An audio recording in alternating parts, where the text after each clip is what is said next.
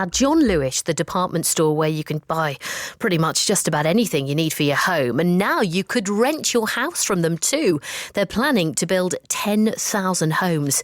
Kate Hardcastle is a consumer and retail expert. Morning, Kate.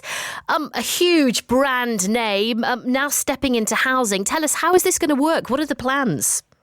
It is a really interesting development. I think the big thing here is that John Lewis know they have a trade name that has great value with consumers, and there's a great amount of trust there. So when they announced that they would be changing the direction of travel for a lot of their strategy last year, they were going to look, as well as retailers looking at additional financial services and also into the rental market.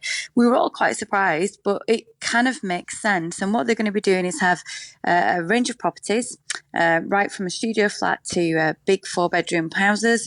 They're going to be built on sites that the chain already own, including their supermarket brands Waitrose, and they're going to be available for rent. And I think what it's doing is probably bringing a name that people know and trust into an arena where obviously there's high demand. Yeah, and in terms of what will be in them, are they going to, I'm assuming there's going to be a lot of John Lewis products in the houses? I think you've probably made a good assumption that if you're going to get the house, you're probably going to get the fittings to go with it. And, I certainly think that will have some degree of interest. I think people will like the idea that there's a lock, stock and barrel complete picture there. And I think the main of it is, though, we don't tend to have many purchases of property or many rental properties in our lifetime.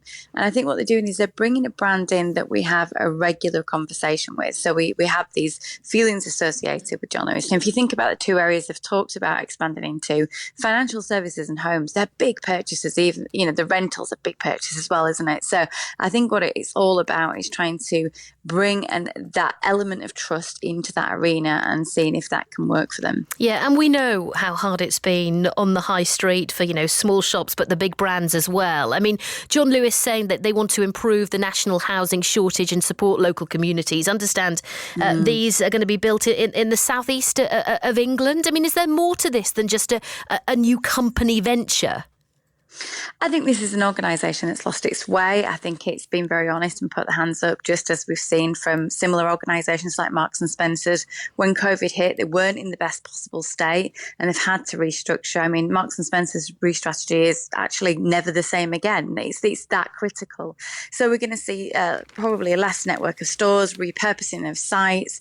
And I think that the thing to it is trying to find a way for that business to keep going. If there wasn't a real business element and interest in that, they wouldn't be doing this, but there is. And I think there's the opportunity in the demand, opportunity in the fact that we do have housing shortages, and I think it's how to find new ways in a very different era for retail. Kate, really good to talk to you. Thank you very much. Kate Hardcastle there, consumer and retail expert.